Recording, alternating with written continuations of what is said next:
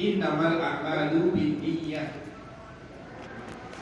Sesungguhnya semua amalan itu tergantung niat. Ikhlas apa tidak? Karena beliau melanjutkan, wa innamal likulli imri'in ma nawa. Dan sesungguhnya seseorang itu hanya akan mendapatkan mendapatkan pahala sesuai dengan apa yang dia niatkan, ikhlas atau tidak maksudnya. Wa man kana hijratuhu lidunya yusibuha wa man kana hijratuhu ila Allah wa rasulih. Barang siapa hijrahnya untuk Allah dan Rasulnya, fa hijratuhu ila Allah wa rasulih, maka hijrahnya untuk Allah dan Rasulnya akan diberi pahala. Wa man kana hijratuhu lidunya yusibuha wa imra'atin yankihuha fa hijratuhu ila ma hajara ilaihi.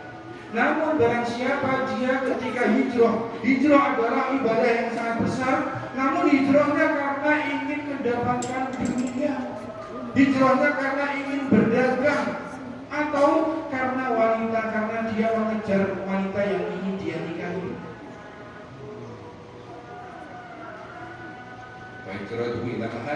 Maka hijrahnya akan dihitung oleh Allah sebagaimana niat.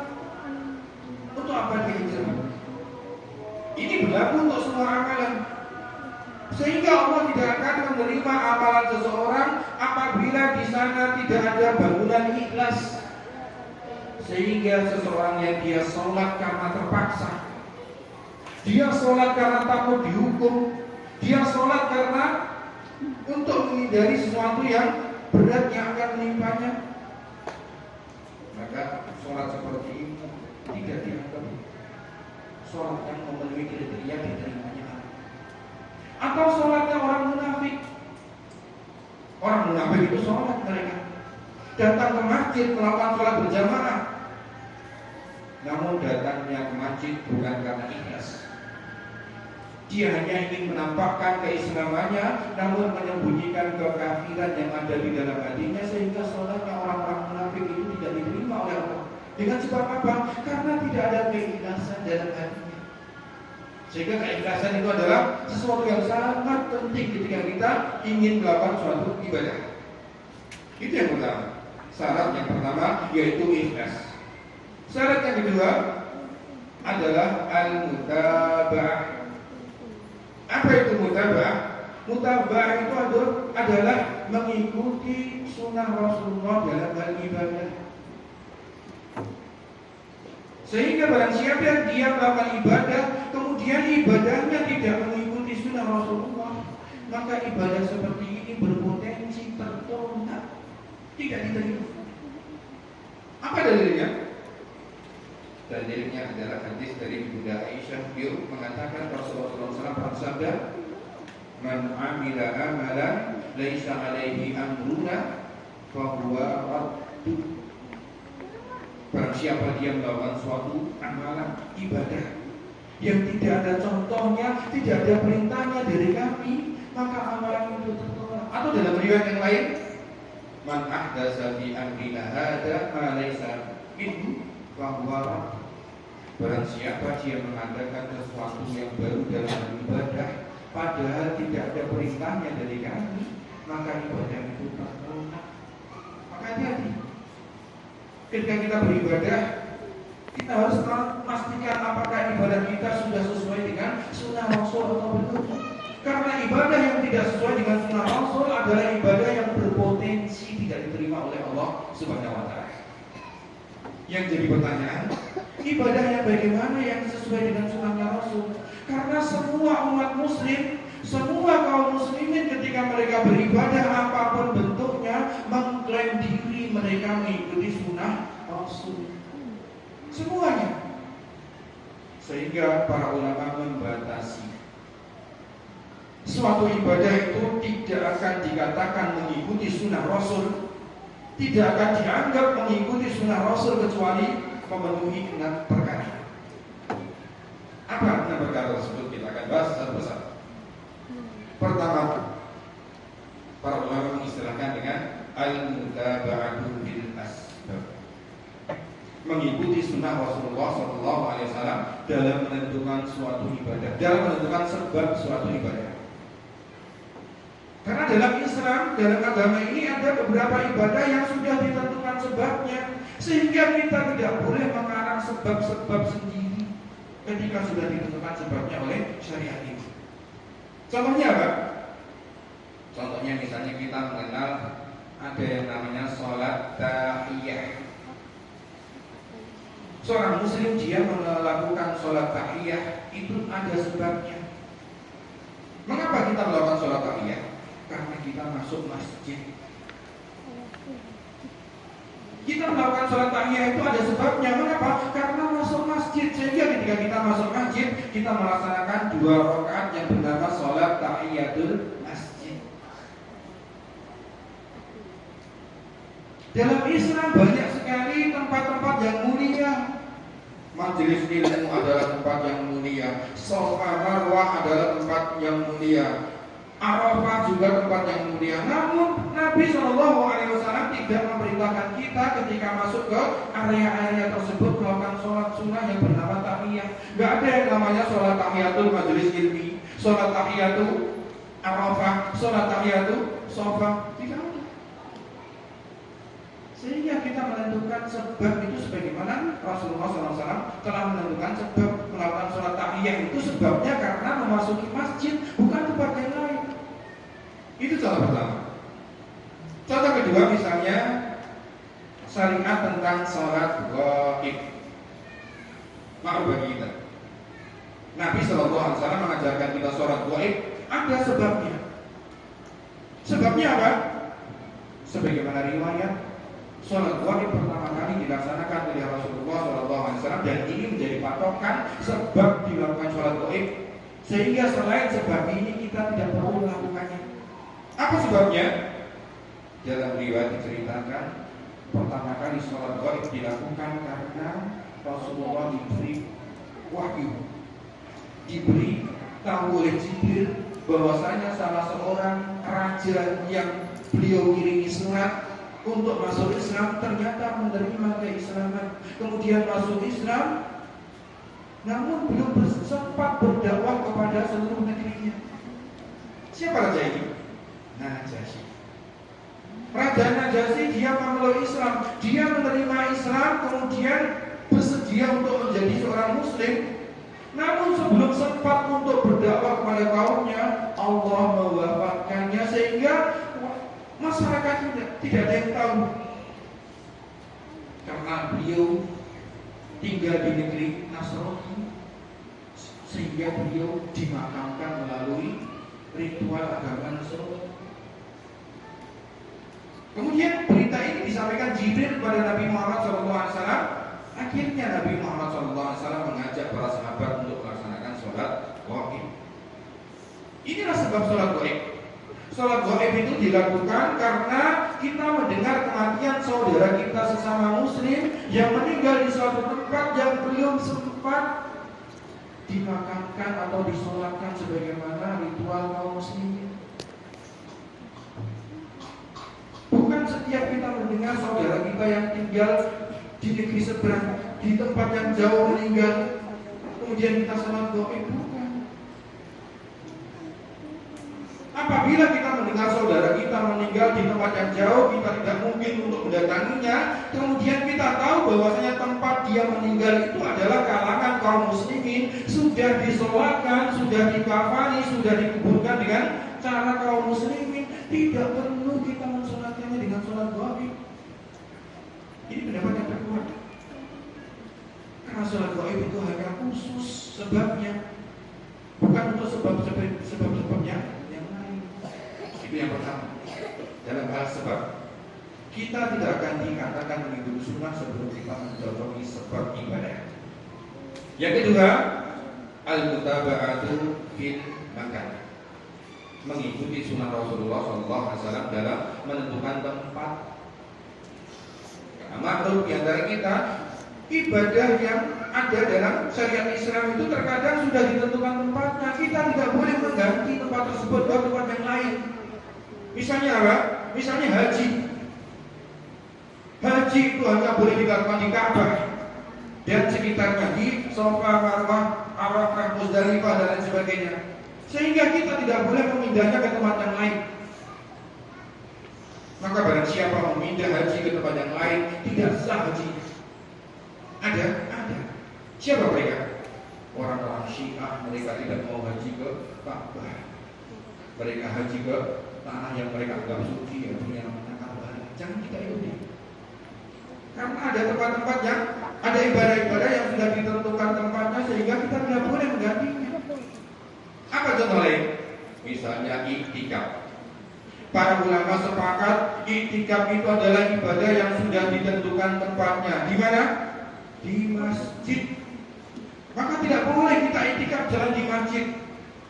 Tidak boleh kita iktikaf di bawah pohon-pohon besar. Tidak boleh kita iktikaf di gua-gua. Tidak boleh kita iktikaf di kuburan-kuburan. Allah Akbar. Banyak di antara kita iktikaf di gua-gua dengan dalil Nabi SAW dahulu pernah iktikaf di gua sebelum mendapatkan wahyu. Baik, benar, kita sampaikan. Nabi SAW, beliau sebelum mendapatkan wahyu, beliau sering bertahanus, beliau sering menyendiri di Gua Hira.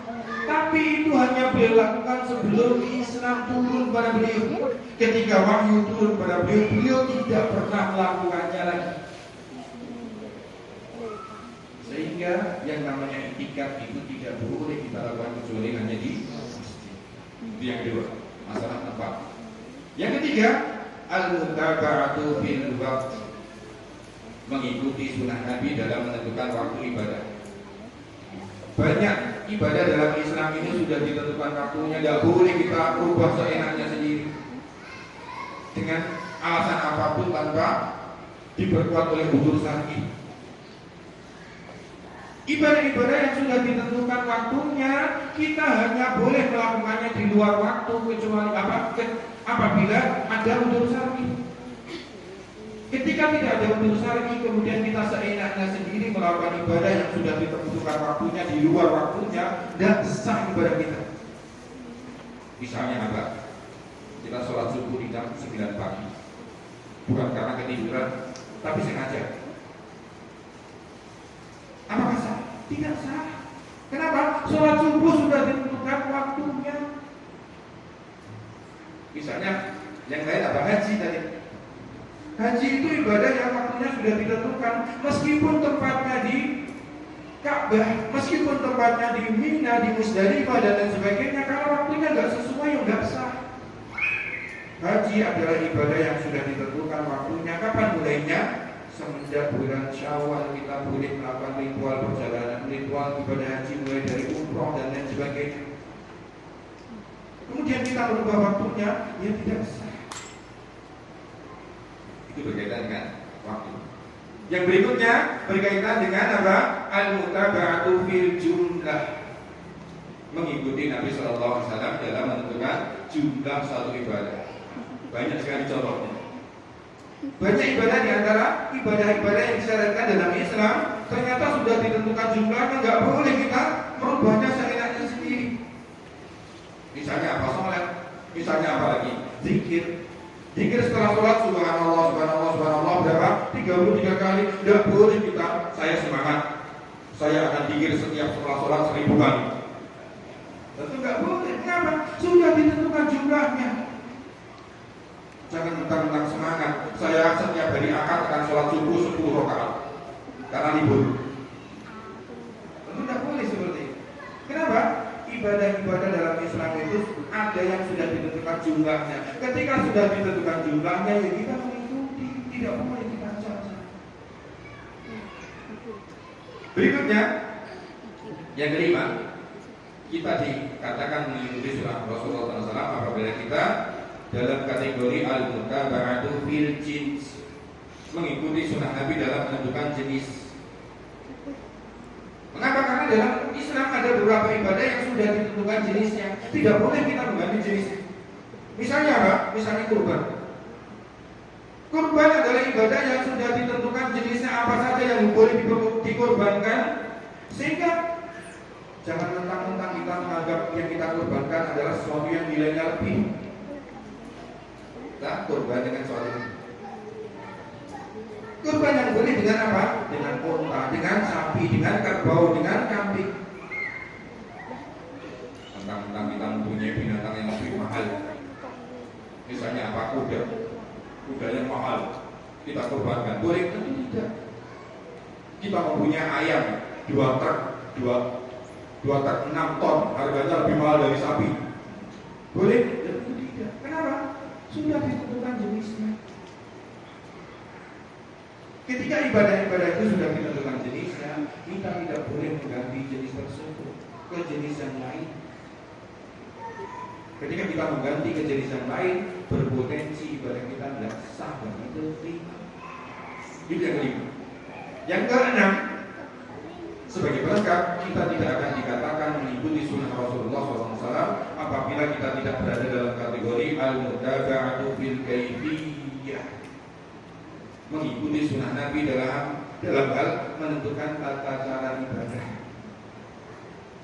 Dalam Islam ibadah itu sudah ditentukan tata caranya. Semua ibadah itu sudah ada tata caranya, tidak boleh kita mengarang. Misalnya ketika kita takbiratul ihram, Nabi SAW sudah mencontohkan takbiratul ihram itu mengangkat tangan sebatas bahu atau sampai sebatas telinga. Sehingga tidak boleh kita membuat takbiratul ihram yang lain. Kita mengangkat tangan Allahu Akbar, tentu tidak boleh.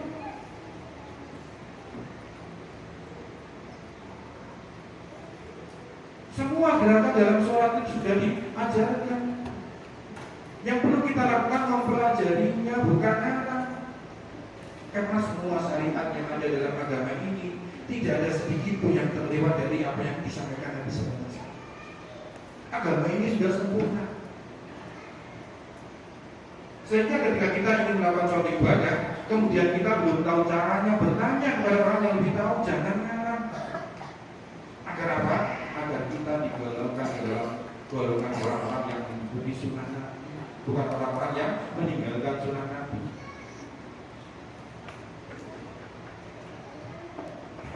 Dalam semua ibadah, dalam sholat Nabi mewanti-wanti, Sallu kama ra'aitumuni usolli. Sholatlah kalian sebagaimana kalian melihat aku sholat. Dalam ibadah haji,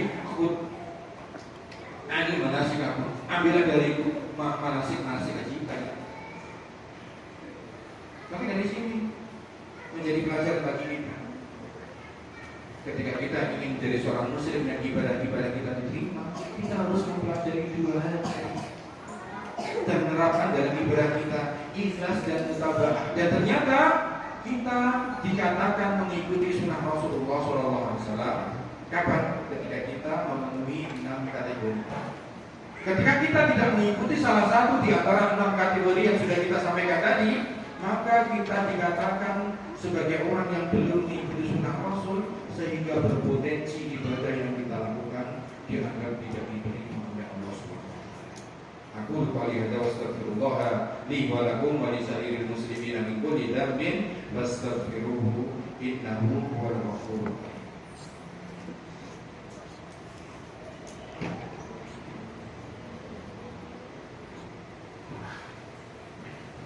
Alhamdulillahi rabbil alamin. Wassalatu wassalamu ala asyrafil anbiya'i wal mursalin nabiyina Muhammadin wa ala alihi wa sahbihi ajma'in. Amma ba'du. Fa ya ayyuhal muslimun, sidang Jumat rahimani wa rahmatullah. Dari apa yang telah kita sampaikan pada khutbah yang pertama, sudah cukup jelas bagi kita bahwasanya setiap apapun yang bernama ibadah dalam agama ini sudah diajarkan oleh Rasulullah SAW tata caranya. Sehingga ketika kita seorang muslim ingin agar ibadah kita sempurna, ya harus belajar, harus serius dalam mempelajari agama ini agar kita bisa mengikuti beliau. Karena ibadah itu membutuhkan ilmu, membutuhkan mengetahui bagaimana tata cara beliau, kapan ibadah ini disyariatkan, kapan waktunya, berapa jumlahnya, di mana tempatnya, dan lain sebagainya.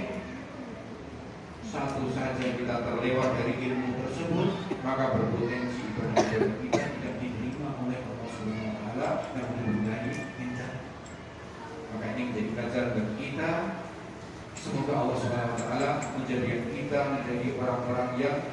dimudahkan dalam menuntut ilmu agama, sehingga dengan begitu kita menjadi orang-orang yang sempurna dalam mengikuti sunnah Nabi Sallallahu Alaihi Wasallam. Allahumma amin. Inna Allaha wa malaikatahu yusholluna 'alan nabi ya ayyuhalladzina amanu shallu 'alaihi wa sallimu taslima. Allahumma shalli wa sallim wa barik ala nabiyyina Muhammadin wa ala alihi wa sahbihi ajma'in. Walhamdulillahi rabbil alamin. Allahumma ighfir lil muslimina wal muslimat wal mu'minina wal mu'minat al ahya'i minhum wal amwat innaka sami'un qaribun mujibud da'awat. Rabbana zalamna anfusana wa in lam taghfir lana wa tarhamna lanakunanna minal khasirin. Rabbana aslih lana dinana alladhi huwa ismatu amrina wa aslih lana dunyana allati fiha ma'ashuna wa aslih lana akhiratana allati fiha ma'aduna waj'alil hayata ziyadatan lana fi kulli khair waj'alil mauta rahatan lana min kulli syarr. Rabbana aslih lana ulata umurina wahdihim siratal mustaqim. Rabbana atina fid dunya hasanah wa fil akhirati hasanah wa qina adzabannar. Wa sallallahu ala nabiyyina Muhammadin wa ala alihi wa sahbihi ajma'in wa akhiru da'wana